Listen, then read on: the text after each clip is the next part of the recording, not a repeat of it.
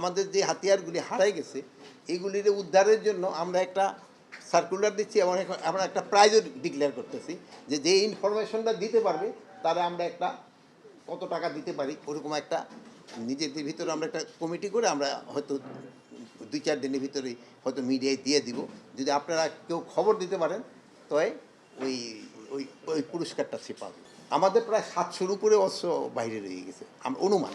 আমি এটা কিন্তু অ্যাপ্রক্সিমেট, আমি অ্যাকচুয়াল নাম্বারটা আমার কাছে নাই। এখন নির্বাচনকে সামনে রেখে এই আপনারা নির্বাচনের আরেকটা জিনিস হলো নির্বাচনের জন্য আমাদের কিন্তু ট্রেনিং মোটামুটি শুরু হয়েছে।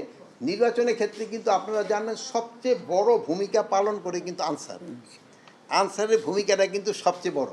এবার আমরা আরেকটা জিনিসও করতেছি, অন্যান্য সময় আমাদের থাকে না কি জানি বলে ওই প্রিজাইডিং অফিসারের সাথেও কিন্তু আমরা একজন হাতিয়ার সহ আনসার দিয়ে অনেক সময় দেখেন যে প্রিজাইডিং অফিসারে অনেক সময় করে অ্যাটাক করতে যায়। এই জন্য ওনারাও আমরা কিন্তু একটা হাতিয়ার সহ ওনার একটা আমরা ওই গার্ড ব্যবস্থা করতেছি যেন ওনারাও কেউ যেন কোনো রকমের কিছু না করতে পারে, মানে ওই ইলেকশনের পিরিয়ডে। হাতিয়ার থাকবে একটা, সব আনসারদের হাতে না, ইভেন প্রিজাইডিং অফিসার যে থাকবে তার জন্য। অন্যান্য সময় তো আনসাররা দেয় হলো 4 জন মহিলা আনসার আর 6 জন পুরুষ আনসার যাদের কাছে হাতিয়ার থাকে না। এছাড়া তারা 2 জন দেয় হলো হাতিয়ার সহ আনসার। এবার আমরা 2 জন না, এবার 3 জন দিতেছি হাতিয়ার সহ আনসার।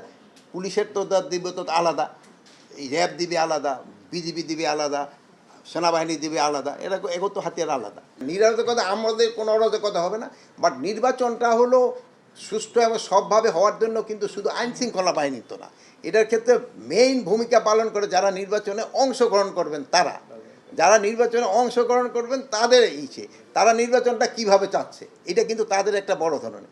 তারপরে আমাদের আসছে তো ইলেকশন কমিশন, আমরা কিন্তু সেই সময় ইলেকশন কমিশনের আন্ডারে থাকতে হয়।